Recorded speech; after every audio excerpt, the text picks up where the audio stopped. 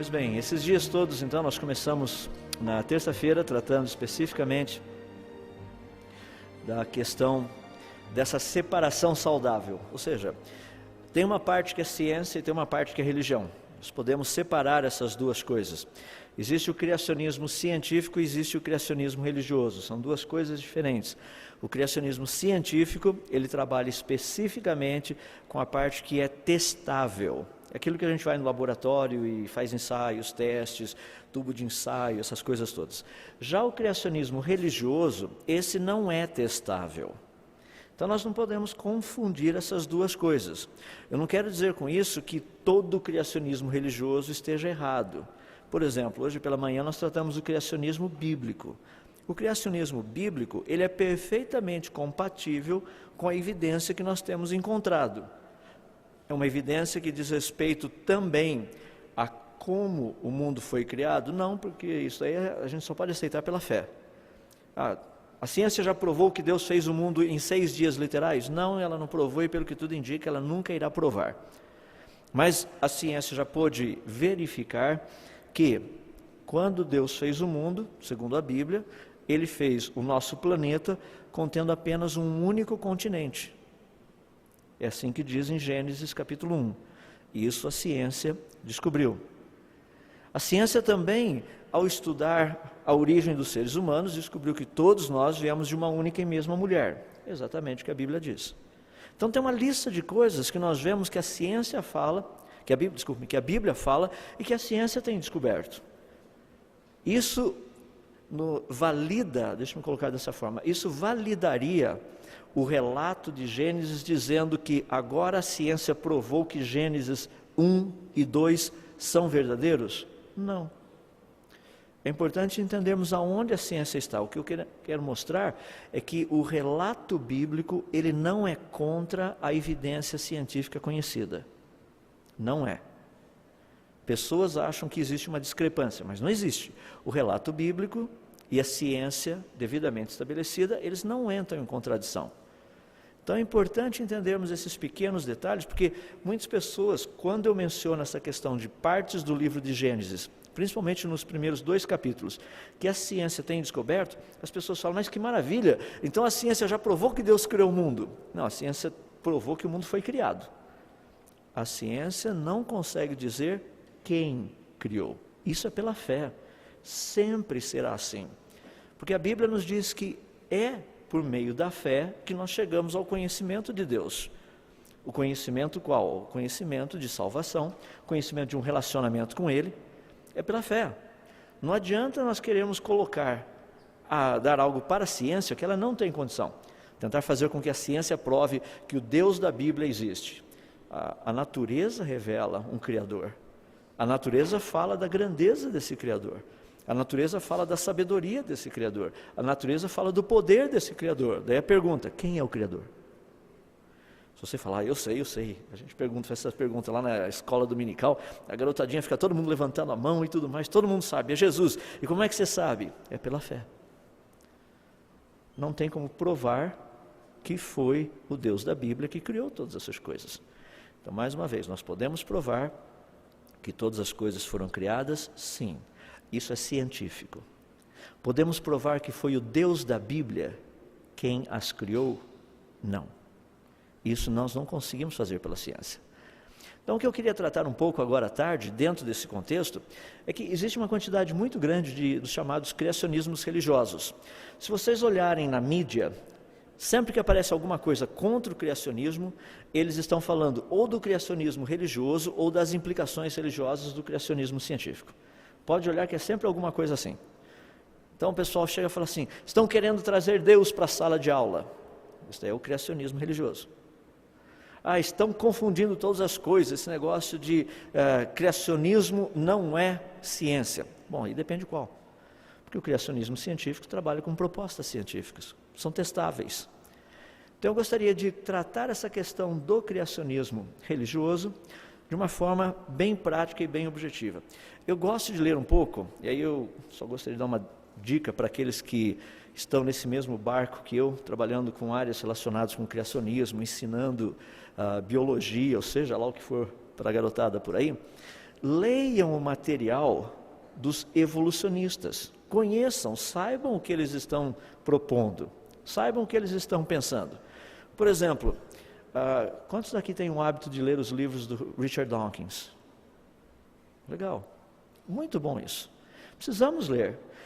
Num dos seus livros, muito interessante, O Relojoeiro Cego, Dawkins começa logo no início dizendo o seguinte: é quase como se o cérebro humano tivesse sido especificamente concebido para não entender o darwinismo, para achá-lo inacreditável.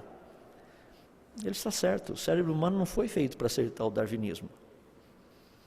Nós não fomos, nossa mente, o nosso cérebro, ele não foi programado para aceitar coisas absurdas. Deus nos deu uma capacidade de podermos raciocinar e de avaliar. Por exemplo, qual seria a probabilidade de eu pegar uma enciclopédia britânica, aquelas antigas, com aqueles 32 volumes gigantescos, tirar uma fotocópia de cada uma das páginas, recortar cada letrinha que você tiver em cada página, pegar todas essas letrinhas, colocar dentro daqueles sacos de lixo gigantescos, daí nós pegarmos um desses sacos que tem todas essas letrinhas de todas as páginas dessa enciclopédia britânica, subirmos aí num prédio bem alto, um dia que não tivesse muito vento, nada, joga todas essas letrinhas lá de cima, o que vai acontecer na rua lá embaixo? Todas as letrinhas vão cair organizando-se, formando cada uma das páginas dessa sua enciclopédia britânica.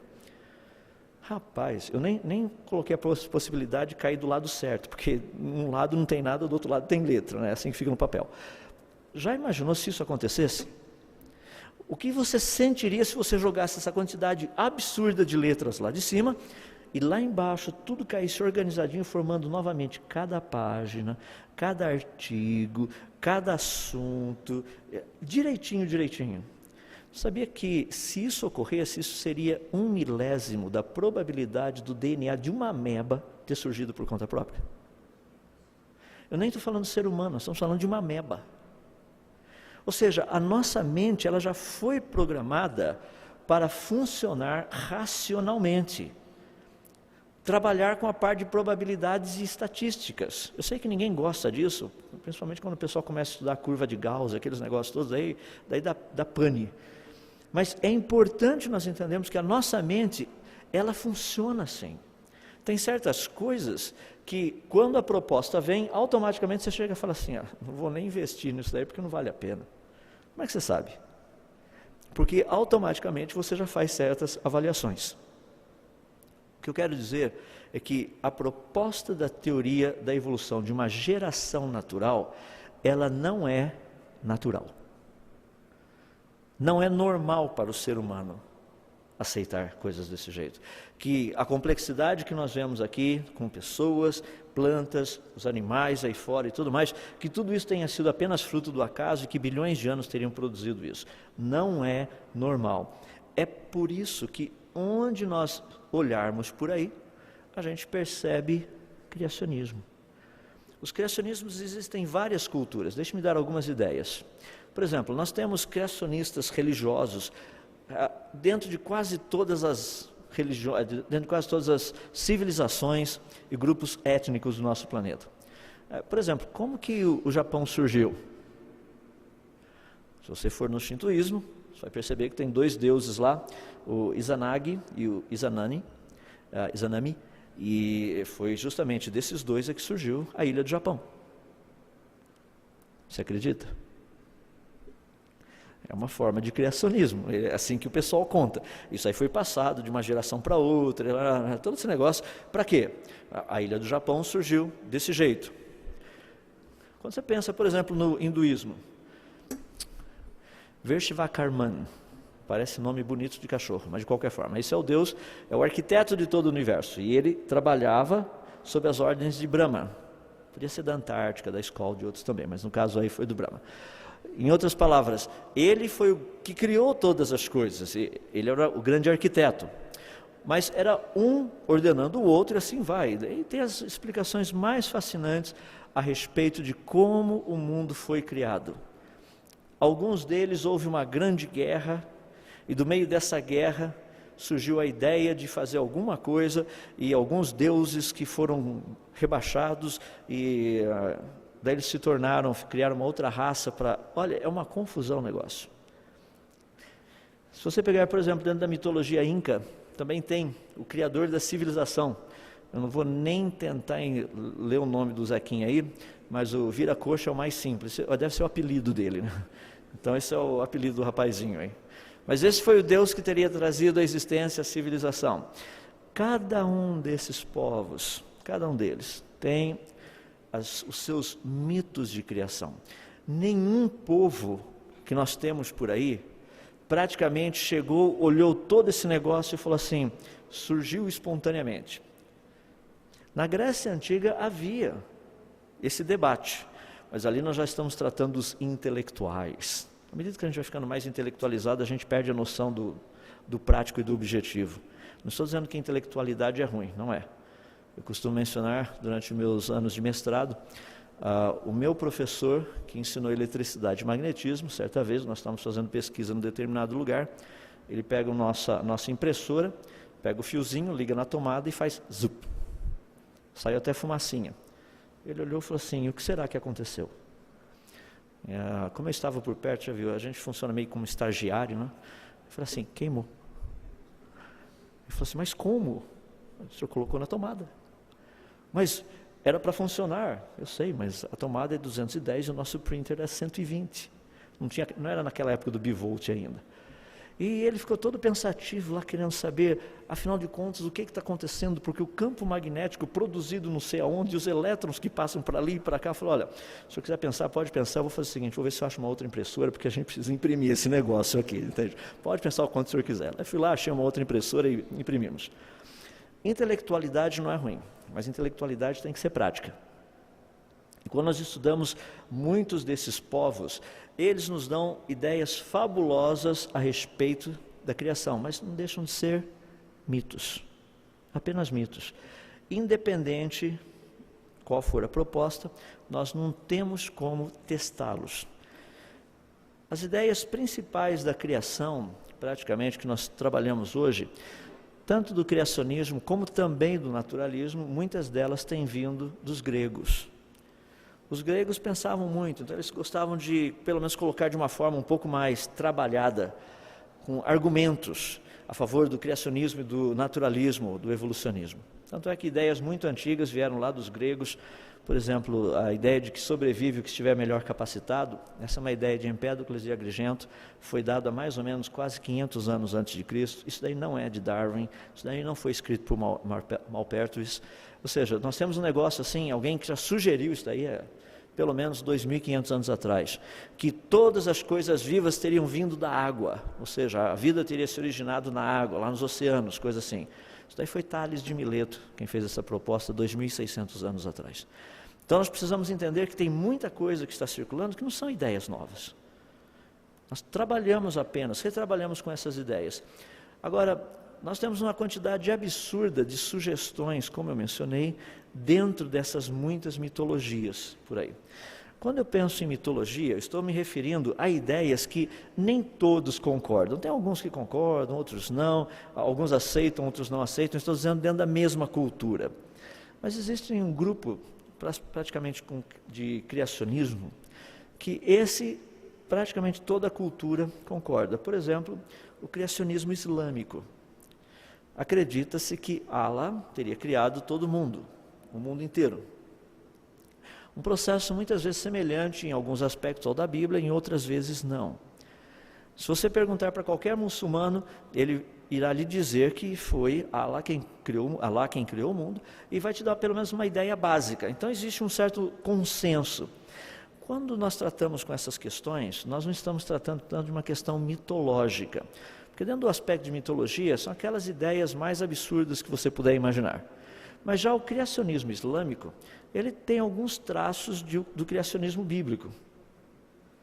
Tanto é que no mundo hoje, as maiores sociedades criacionistas têm sido trabalhadas e produzidas pelos muçulmanos. Para vocês terem uma noção, há 2 anos atrás foram lançados 3 livros chamados de Atlas da Criação. Existem em inglês. uma produção belíssima, são meio grandes, 800 e poucas páginas cada um deles. Qual o conteúdo? De um lado da página mostra o fóssil, do outro lado mostra o animal vivo. Fóssil, animal vivo. Fóssil, animal vivo. Fóssil, por exemplo, fósseis de tigres, de leopardos, de hienas, de crocodilos, de hipopótamos, de elefantes, e a lista vai, zebra, camelo e todas essas coisas, datados com 90 milhões de anos, datados com 100 milhões de anos, datados com 80 milhões de anos. O que isso significa? Que todos esses animais estavam vivos juntos com os dinossauros antes daquele suposto asteroide que teria caído e matado todos os dinossauros. São evidências. Ele cita, são citados o fóssil, aonde foi encontrado, quem encontrou e a datação. É a ideia dos fósseis vivos. Então, a sociedade criacionista, promovida principalmente pelos muçulmanos, tem crescido muito. Aqui no Brasil, muito do material que é produzido principalmente na Turquia, está chegando bastante aqui no Brasil. Então, você vai encontrar muito material por aí do criacionismo produzido pelo pessoal lá da Turquia. E por quê? O alvo deles é mostrar que o mundo foi criado. Mas com qual propósito existe esse desejo de mostrar que o mundo foi criado? Que o mundo aceite o islamismo. É errado, portanto, termos uma atitude de buscar e mostrar que o mundo foi criado? Não, não é. Inclusive, eu creio que é justamente o que Deus tem nos chamado para fazer, a sua igreja, para trabalharmos, pesquisarmos, mostrarmos que, na verdade, esse mundo foi criado. Algumas pessoas têm questionado a respeito disso. Falam assim, quando você fala numa universidade, você fala de Deus? Bom, geralmente quando eu vou na universidade eu sou convidado para falar especificamente sobre um assunto, alguma coisa relacionada com o criacionismo. Então nós tratamos do criacionismo. Daí chovem aquelas perguntas e a gente responde perguntas e tudo mais. Geralmente depois que toda essa parte foi trabalhada, daí existe aquela parte das perguntas que são interessantes. Quais? Quem é o Criador? Eu posso dizer, e eu sempre digo, quem eu acho que é o Criador, é minha fé. Mas por que você acredita nisso? Por que você diz que Ele é o Criador? E a gente vai desenvolvendo tudo isso. Então é importante perceber que ao deixarmos claro a situação de que o universo e a vida foram criadas, nós abrimos uma porta gigantesca dali para frente para começar a discutir quem é o Criador. Mas enquanto isso não estiver claro na mente das pessoas, nós não chegamos praticamente em lugar nenhum. Porque na mente deles continua ainda aquele pensamento: o mundo, o universo, a vida surgiram espontaneamente. Então nós temos aí o criacionismo islâmico, e um outro que tem sido muito trabalhado também, tem sido o criacionismo judeu, se bem que atualmente ele anda bem desvirtuado. O criacionismo judaico está mais voltado hoje, e parece muito mais com um evolucionismo teísta do que qualquer outra coisa. Aquela ideia, não, Deus criou o mundo, mas foi mais ou menos assim, Deus deu o pontapé inicial e estabeleceu as regras, e ele só, deu a primeira pancada e dali para frente tudo foi acontecendo. Então Gênesis capítulo 1 e capítulo 2 do Torá, nem sempre, e uma grande quantidade de judeus hoje acham que é totalmente filosófico, não tem nada a ver com a coisa.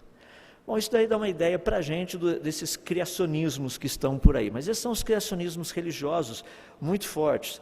Deixa eu falar um pouquinho do movimento criacionista e a religião, porque isso aí está relacionado mais de perto conosco, com as nossas igrejas. Eu já fui em várias igrejas, possuem escolas cristãs, e daí o pessoal chega e fala assim, olha, nós estamos usando esse material aqui, e a metodologia que nós estamos fazendo assim, nós ensinamos tudo que o MEC manda, e a gente vai colocando os versículos do lado. É assim que nós ensinamos criacionismo. Isso não é criacionismo. Não é criacionismo. O que você está tentando é fazer duas coisas, misturar água e praticamente óleo e tentar achar que vai virar alguma coisa. Porque a hora que você coloca toda uma proposta, que é a proposta evolucionista, não tem como a gente chegar e depois colocar os versículos da Bíblia do lado. Ou você vai tirar o texto do seu contexto, ou você vai praticamente desregular todas as coisas do outro lado, que é a parte científica. Sendo bem prático, o pessoal fala assim, não, aqui nós temos a teoria da evolução. Olha que coisa fantástica, a evolução dos seres humanos. Daí de repente você coloca assim, aquela quantidade absurda de coisas que a evolução produziu, daí você coloca Salmo 104, 24. Senhor, quantas são as tuas obras, todas com sabedoria as fizeste, a terra está cheia de seres que criaste. Na cabeça da criançada, o que está ali? Evolução. Nossa, então tudo evoluiu, chegou tudo isso aqui, legal, então foi Deus que fez isso. Foi Deus que fez. Como começou? Dentro desse criacionismo, esse movimento criacionismo e religião, o que mais nós temos visto é justamente essa ideia de pegar teorias naturalistas e apenas colocarmos alguns versículos bíblicos por perto. Daí eu pergunto bem honestamente, o que essas pessoas estão querendo com isso? Ensinar cristianismo ou criacionismo? Porque o que nós precisamos trazer dentro disso é justamente essa questão, ciência e religião. Existe algum problema em separar as duas coisas dentro da sala de aula? Não, não existe. Vamos trabalhar com o criacionismo. O que é o criacionismo? O criacionismo, por favor, abram suas Bíblias em Gênesis capítulo 1. Não, isso daí é o criacionismo religioso.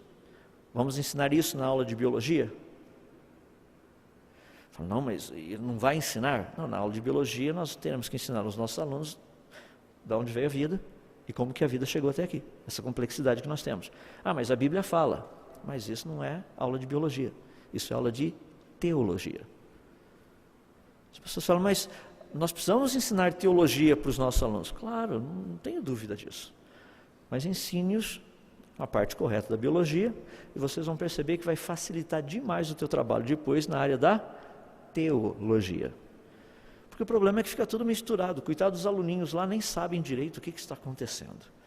Então, um ponto importante, ciência e religião, as duas coisas, elas podem andar juntos. Imagina um professor dando uma aula de biologia. Ele chega e fala assim, olha, eu gostaria de mostrar para vocês algo muito interessante que nós temos descoberto. Lá nos anos 1800, teve um cientista chamado Lavoisier, ele fez uma experiência muito legal.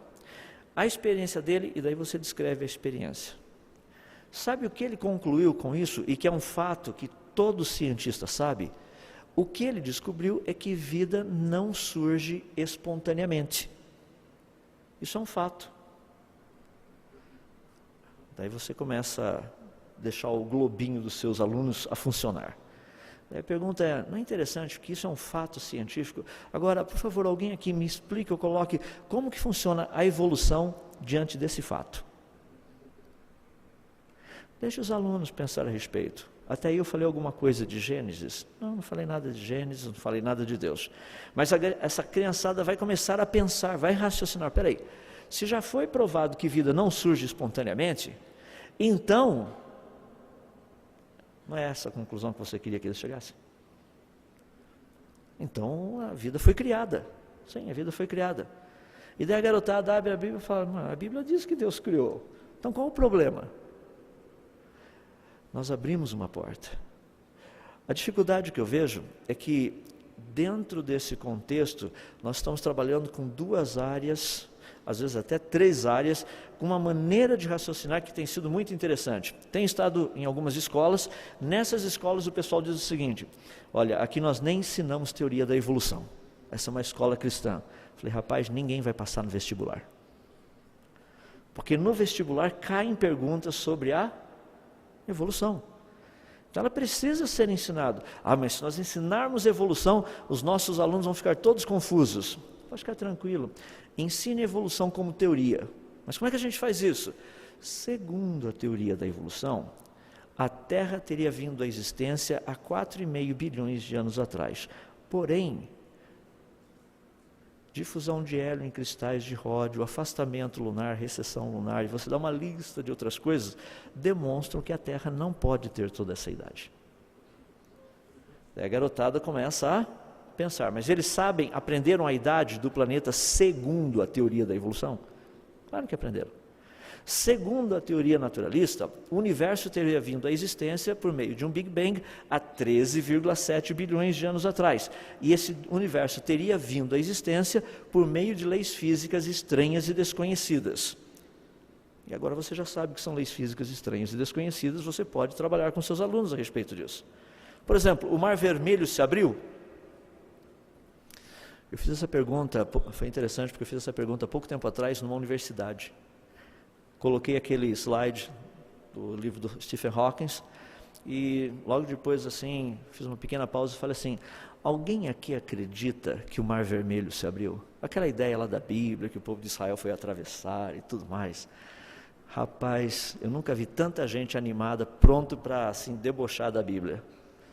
E todo mundo, um rapaz falou, tem gente que acredita em tudo. Eu falei, concordo.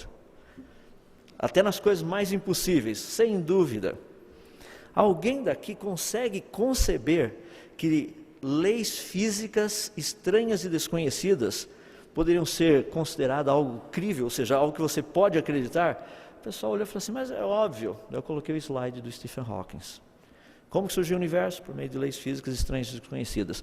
Qual a diferença entre o Mar Vermelho abrir e o universo vir à existência? Nenhuma. As duas só se aceitam pela fé. Inclusive um rapaz levantou um argumento muito interessante e falou assim, mas se um dia descobrirem essas leis? Eu falei, você está pedindo para eu crer? Porque ainda a gente está tratando de fé. Me mostra as leis, daí não é mais fé. Mas talvez lá no futuro, talvez, você disse bem. Você acredita que eles vão descobrir ou não? Ele não queria usar a palavra acredita, mas não tinha como escapar, né? Eu acredito que sim. Se ele falar, eu tenho certeza, também ele está acreditando, não tem jeito. Ou seja, toda uma questão de fé. Então precisamos aprender a separar e sem medo. Não é um problema. Quando nós ensinamos nossos filhos, ensinamos as pessoas lá na nossa igreja, as minhas filhas, geralmente nas provas, durante a época que elas estavam fazendo o ensino médio, o professor fazia as perguntas e elas respondiam. E tinha uma delas que, ela é professora agora, ela era muito interessante, ela chegava lá e colocava as suas ideias todas e de repente colocava mais umas coisinhas extras. Umas coisinhas que ela tinha aprendido lá em casa. E o professor às vezes tirava até ponto. Um dia eu fui conversar com o professor. Por quê? Ele falou assim, não, mas olha a resposta. Eu falei, a resposta está certa. Mas olha o que ela disse aqui. Eu falei, qual o problema? Isso é um absurdo. É mesmo? Eu já fui meio preparado, já aproveitei e peguei as publicações científicas e falei, o senhor está chamando essas pessoas de absurdas? Foram elas quem publicaram isso. Minha filha só respondeu o que esse povo achou. Está aqui a publicação científica. Mas eu não sabia disso. Então, 2,5 pontos na sua carreira profissional aí. Porque deveria saber. Afinal de contas, minhas filhas estão aprendendo aqui, elas estão ensinando coisas que o senhor não sabe. Como é que pode uma coisa dessa? É importante, como cristãos, nós sabermos e conhecermos e podermos trabalhar essas questões. Mas aprenda a usar esse contexto. Ciência se debate com ciência. Vamos trabalhar essas duas coisas. Por que a teoria da evolução está errada? Porque ela cientificamente está errada. É possível provar isso. Eu tenho orado ao Senhor Deus e muitos outros aqui no nosso país, que Deus continue levantando, no meio das nossas igrejas, essa turma mais nova, que vai dar continuidade a isso que nós estamos fazendo. Vão simplesmente mostrar que realmente está errado. Eu não sei quantos de vocês têm lido um pouquinho de coisas por aí, eu estava conversando até com um grupinho há pouco tempo atrás, para o pessoal mais novo, aqueles que não se casaram ainda, que não são muitos aqui não, mas alguns, provavelmente seus filhos vão chegar assim para você e falar assim, ô pai, ô mãe, é verdade que na sua época o pessoal ensinava darwinismo? Rapaz, vocês eram atrasados, hein?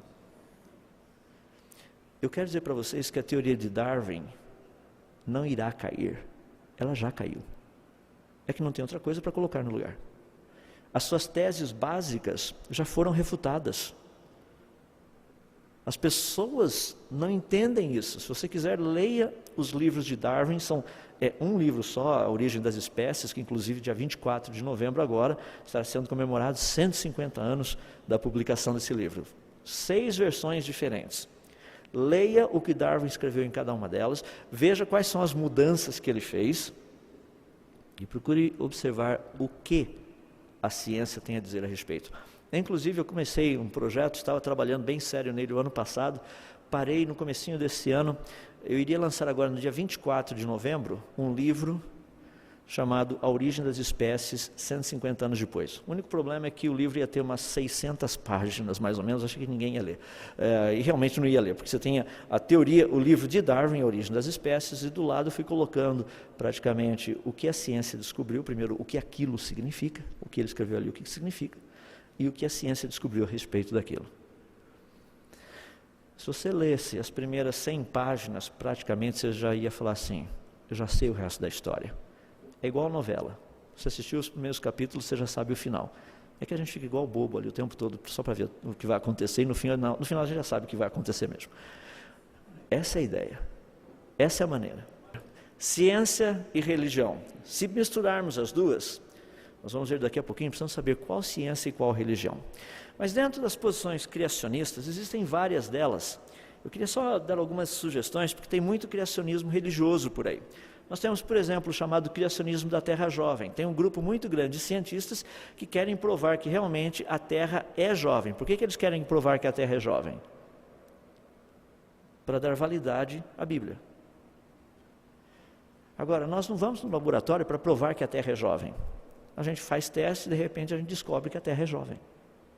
Ciência é feita desse jeito. Tem um outro grupo que é o criacionismo da Terra Antiga. Esses já acreditam que a Terra tem milhões de anos, bilhões de anos, ou aqueles 4,5 bilhões de anos, mas Deus criou e Deus o tempo todo esteve trabalhando a respeito disso. Ou seja, de vez em quando Deus fala assim, que legal, está na hora de mudar. Daí, uma mudança pequena, apareceu um outro tipo. Tem também chamado geocentrismo moderno, ou seja, que a Terra é o centro do universo. Tem muita gente trabalhando a respeito disso. Tem um outro também que é o criacionismo dia-era. Estão tentando acertar os dias de Gênesis, mostrando que eram períodos, e procurando de alguma maneira tentar encaixar essa sequência de Gênesis com a sequência da evolução. Então, para vocês terem uma ideia, algumas sugestões. Mas lá em Gênesis diz que literalmente o Sol, a Lua, as estrelas foram criados no 4º dia. As pessoas falam assim, não é bem assim, é que havia uma camada de vapor no planeta Terra, daí à medida que o tempo foi passando, milhões e milhões de anos, essa camada foi dissipando, daí a luz do Sol e das estrelas começou a penetrar pela nossa atmosfera, é isso que o texto quer dizer. Mas eles já tinham sido criados antes. É uma ideia de tentar encaixar as duas coisas. E eu creio que um dos que mais tem entrado ultimamente é o criacionismo progressivo, é esse que diz que Deus nunca parou de criar, Ele continua criando. Deus criou primeiro aquelas formas de vida primitivas, chamadas primitivas, que de primitivo não tem nada, são altamente complexas, mas daí com o passar do tempo, Deus falou, agora está na hora de criarmos os peixes. Daí Ele criou os peixes. Depois já tinha peixe de montão, falou, agora vamos criar os anfíbios. Daí Deus criou os anfíbios. Daí tinha um monte de anfíbios para lá e para cá, agora está na hora de criarmos os répteis. Daí Ele foi e criou os répteis, depois estava na hora, e assim por diante. É um processo criador. Então aquela passagem lá de Gênesis, no finalzinho do 1º capítulo, comecinho do 2º capítulo, que diz que Deus descansou da sua obra que como Criador realizara, ali não é verdade, porque Deus continua num processo de criação. Então todas essas ideias, esses são vários criacionismos, principalmente dentro do contexto evangélico. São criacionismos tentando de uma forma ou de outra juntar a ciência com a religião, no caso, mais especificamente o cristianismo. Então tem muita coisa rodando por aí. Estou dando apenas algumas pinceladas para vocês terem material para poder entender aonde nós estamos, que é uma grande confusão tudo isso.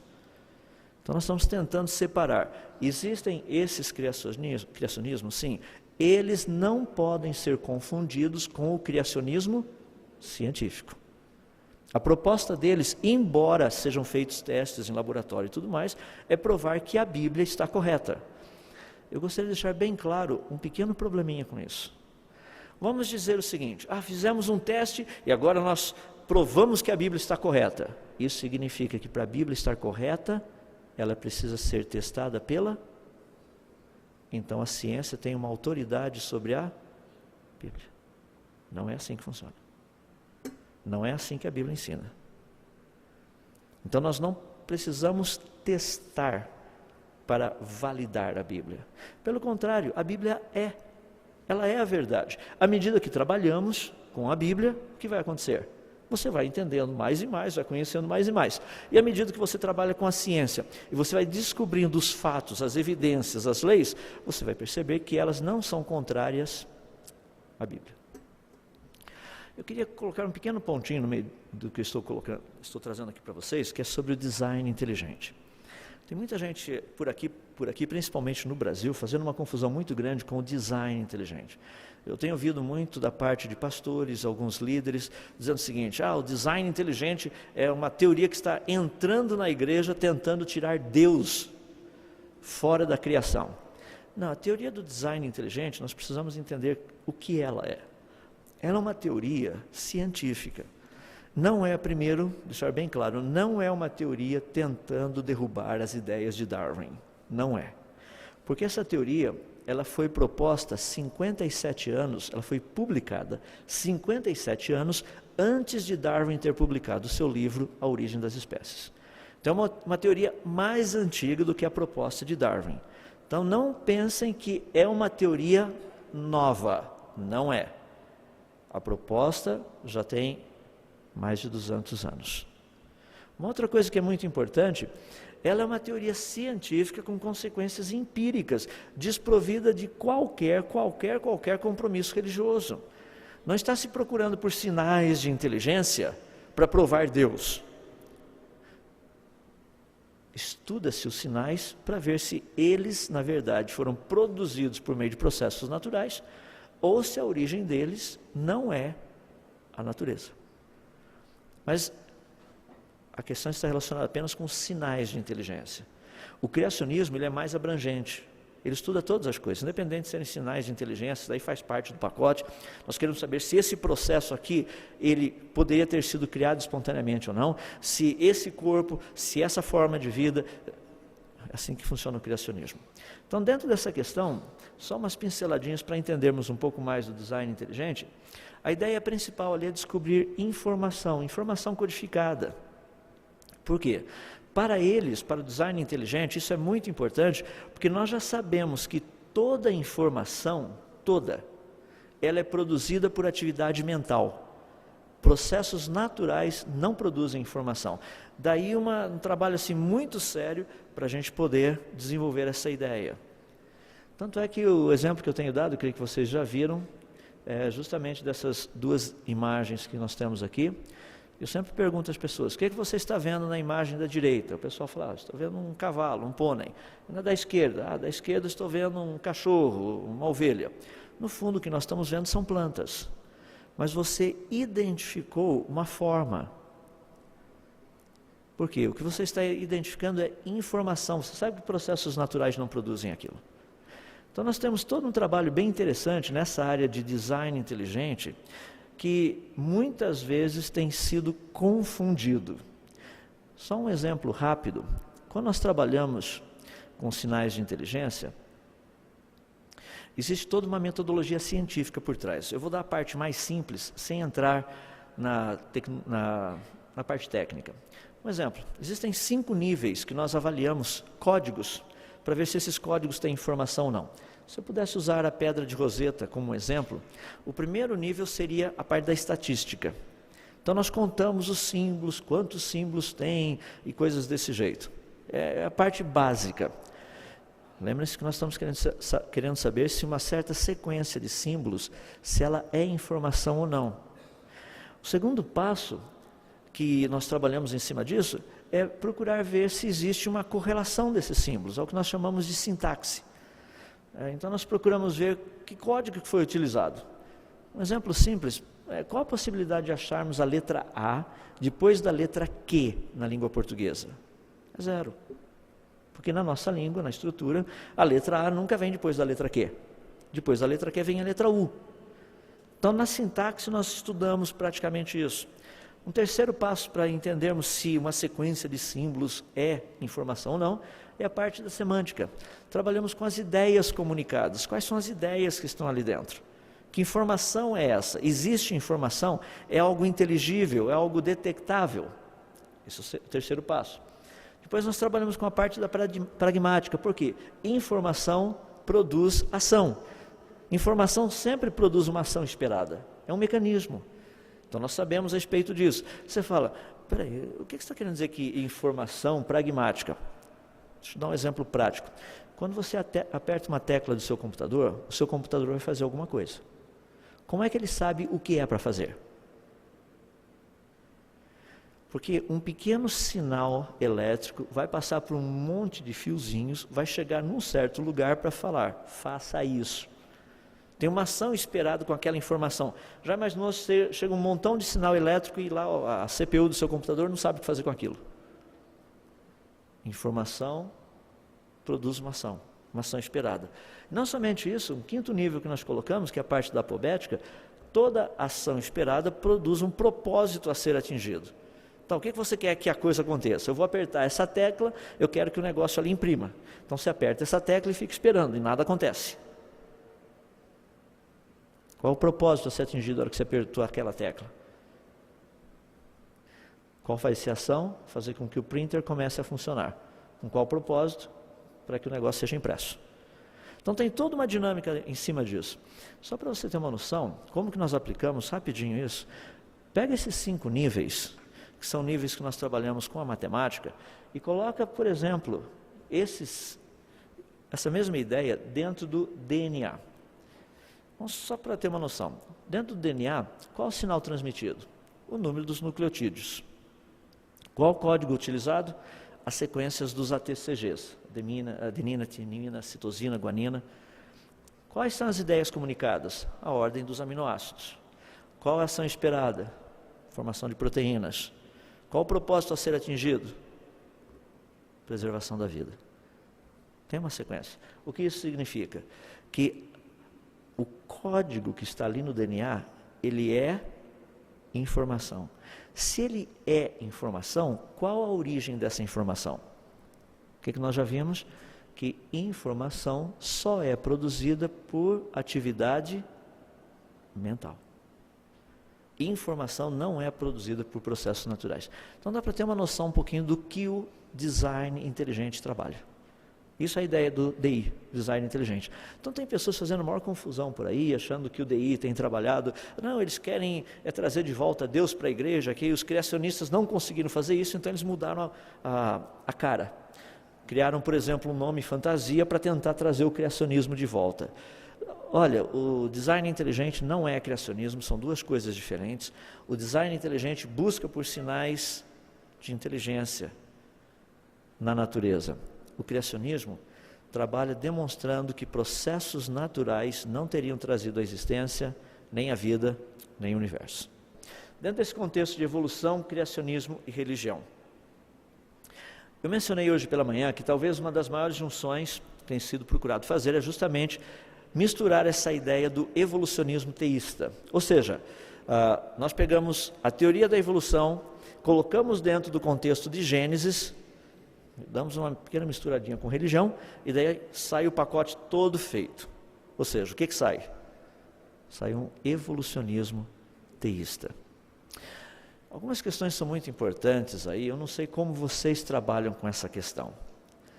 Dentro das igrejas, ou dentro das suas igrejas, vocês vão perceber muitos jovens que dizem o seguinte: eu sou evolucionista, mas eu também sou criacionista. Peraí, o que você quer dizer com isso? Que você é corintiano e palmeirense ao mesmo tempo. Alguma coisa aí não está certa. Não dá para torcer para os dois simultaneamente. Provavelmente você não é nada. Como que você trabalha com o evolucionismo e o criacionismo simultaneamente? Porque se o mundo surgiu espontaneamente, ele não precisa de um criador. E se o mundo foi criado, é porque ele não surgiu espontaneamente. Mas talvez Deus tenha juntado os dois. Bom, agora você está entrando na área da mitologia. Mas e se Deus juntou? Eu já disse, você está entrando na área da mitologia, nós não sabemos. Como é que você sabe que isso aí é verdadeiro ou não? O que nós sabemos é o que Deus disse. Você acredita no que Deus disse na Bíblia? Acredito, então você não pode ser evolucionista. Deixa-me fazer um pequeno parênteses aqui. Quando eu falo evolucionista, deixe-me deixar claro que nem tudo na evolução está errado, por favor. Quero que vocês entendam isso. O grande problema da evolução, principalmente quando nós tratamos da questão da vida, é o que nós chamamos de macroevolução. Tá? É aquela ideia de que vida, ou seja, Peixe teria se transformado em anfíbio, anfíbio evoluído em réptil, réptil teria evoluído em mamíferos e aves. A microevolução, que nós chamamos tecnicamente, deveria ser microvariação, ou seja, réptil com uma pata maior, com uma pata menor, com uma cor um pouco mais acinzentada, outro mais esverdeada, isso daí é microvariação, isso daí é normal. Isso não é evolução. Evolução dentro das formas de vida significa tecnicamente o aparecimento de nova informação genética que iria produzir novos órgãos e novas funções. Deixe-me, assim, gostaria que isso ficasse bem claro. As pessoas chegam para mim e falam assim, mas encontraram lá num rio subterrâneo peixes que não têm olhos. Olha a evolução. Isso não é evolução, perder o olho não é evolução. Evolução seria uma ameba, você está examinando a ameba lá no seu microscópio, de repente a ameba vira do outro lado, aparece um olhinho e dá uma piscada para você. Isso é evolução. Agora, peixe perder olho? Nós encontramos ali uma forma de vida que antes tinha e agora não tem mais. Isso não é evolução. Mas ela se adaptou. Os criacionistas também trabalham com adaptação. E o que nós temos proposto é que a capacidade de adaptação, como nós vimos ontem à tarde, é uma capacidade de adaptação limitada. Isso é testável em laboratório. Isso é testável. A gente tem um rapaz aqui no Brasil fazendo uma tese de doutorado baseado nisso, trabalhando com uma dita cuja de uma bactéria. Ela tem condição de variar? Claro que sim. De adaptar? Sim. É ilimitado? Não é limitado. Chega um ponto que ela bate no limite da capacidade de adaptação e o que acontece? Morre. Ela não vai continuar se adaptando, que é justamente o que a teoria da evolução propõe. Então precisamos entender, nem tudo da evolução está errado, vamos ser bem claros nisso. Então nós precisamos entender e testar o que está correto daquilo que está errado. Então, para concluir, essa questão de religião e ciência, sendo que existem tantos criacionistas e tantos criacionismos e tantas propostas religiosas, como que nós podemos trabalhar tudo isso? Porque quando nós ouvimos falar de ciência e religião, alguns têm dito que a ciência é contra a religião. Eu tenho ouvido muito isso. Outros têm dito que ciência e religião não se misturam, não se combinam, não podem andar juntos. Quanto à primeira, a ciência não deve ser contra a religião. A ciência deve ser contra a ignorância. Ciência existe para esclarecer. Ciência existe para mostrar aquilo que estava errado. Tanto é que eu costumo brincar um pouquinho, com todo respeito. Vocês conhecem aquele famoso brasileiro, o nome dele era Chico Toicinho. Chico Toicinho, um cara brilhante, assim, muito estudioso desde pequeno, teve a oportunidade de ir para a Inglaterra, estudou assim, fazendo um curso bem interessante, graduou-se e voltou para o Brasil como o nome de Francis Bacon. Então, Chico Toicinho virou Francis Bacon. Bom, a primeira parte não tem nada a ver, mas deixa eu falar um pouquinho do Francis Bacon, porque é verdade. Francis Bacon, que era um criacionista, ele desenvolveu um método chamado método científico. Com qual propósito? Separar o que é mito de realidade. Essa foi a proposta com o método científico. Precisamos aprender a usar isso até hoje. Ciência deve trabalhar com isso, para separar aquilo que é mito, Big Bang, daquilo que é realidade, as estruturas que nós encontramos no universo. Para separar aquilo que é mito, que vida surgiu espontaneamente, daquilo que é uma realidade, a complexidade da vida. Separar mito de realidade. Assim deve funcionar o método científico. Quando as pessoas dizem, não, mas tem alguns que dizem que ciência e religião não andam juntos ou não se misturam, a pergunta que nós devemos fazer é uma bem simples. Qual ciência e qual religião? Volto na tese que eu coloquei hoje pela manhã. Toda ciência devidamente estabelecida e toda a Bíblia corretamente interpretada nunca entrarão em contradição. Teste, só por curiosidade, estude qualquer um dos outros criacionismos que a gente tem por aí, sem ser o criacionismo bíblico, e procure comparar esses criacionismos com o que a ciência tem descoberto. depois pegue o que a Bíblia nos diz e compare com o que a ciência tem descoberto como leis e evidências, não teorias. Deixar bem claro, gente chega para mim e fala assim, mas a teoria da evolução e a Bíblia não batem. Verdade. A teoria da evolução é uma teoria. Então nós não podemos nos preocupar com isso, é uma teoria. Então precisamos entender aonde nós estamos. Precisamos fazer uma separação? Sim. Criacionismo científico, criacionismo religioso. Algum problema em fazer essa separação? Nenhuma. Lembrem-se do princípio que eu dei, aquele do próprio Senhor Jesus. Dai a César o que é de César, dai a Deus o que é de Deus. Aprender a fazer distinção entre essas duas coisas. O criacionismo científico, ele é religioso? Não. Ele não está baseado em pressuposições religiosas. No entanto, ele possui implicações religiosas. Mas e o criacionismo bíblico? Ele é testável? Nós não temos como testar o como Deus fez o mundo, mas ele nos deixa evidências de que está perfeitamente correto o que foi proposto na Bíblia. Como mencionei, os exemplos básicos que eu dei, um supercontinente, a Pangeia, todos viemos de uma única e mesma mulher, o processo da formação da mulher através daquela pequena cirurgia que Deus fez em Adão, todos esses mecanismos. Okay? Agora, uma palavra final para você ir para casa pensando.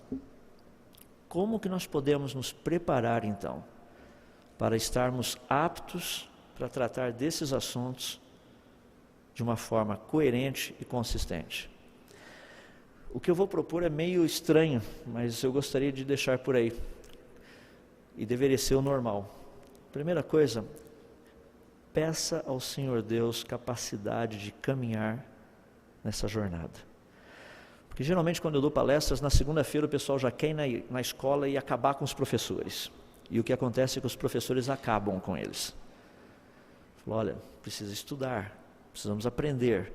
O que nós vimos aqui foi apenas uma pequena porta aberta. Entre e conheça esse material. Existe muito material no português? Não, não existe. Infelizmente não existe, é muito pouco. No Brasil nós temos uma pobreza de criacionismo que nós estamos quase igual à fome zero. Tem muita coisa para a gente fazer para ser resolvido aí. Muita coisa que realmente precisamos trabalhar. Então que Deus possa estar levantando outras pessoas, mais gente para essa área. E de onde virão esses? A minha expectativa e a minha esperança é que virão das classes de escola dominical, virão dos bancos da igreja que você ensina e prega.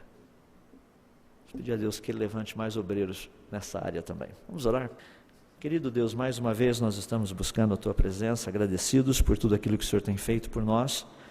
Que essas ideias sobre o criacionismo científico, o criacionismo religioso, o criacionismo bíblico, essa separação tão saudável que nós vemos na Tua palavra, que tudo isso possa começar a fazer sentido para nós, a fim de que possamos tratar dessas questões com sabedoria, com prudência, com inteligência, com sensatez, ao mesmo tempo, ó Deus, podendo fazer aquilo que esse mundo tem clamado de uma forma tão interessante, uma busca por perguntas honestas com respostas honestas. Ajuda-nos a respondermos as perguntas que o mundo está fazendo com as respostas corretas. Muitas vezes as perguntas nos são feitas, mas as nossas respostas não têm nada a ver com a pergunta. Precisamos aprender a responder o que nos foi perguntado. Ajuda-nos, portanto. Muito obrigado por essas oportunidades, compartilharmos essas coisas, que o Senhor graciosamente possa nos ajudar a seguirmos em frente nessa caminhada.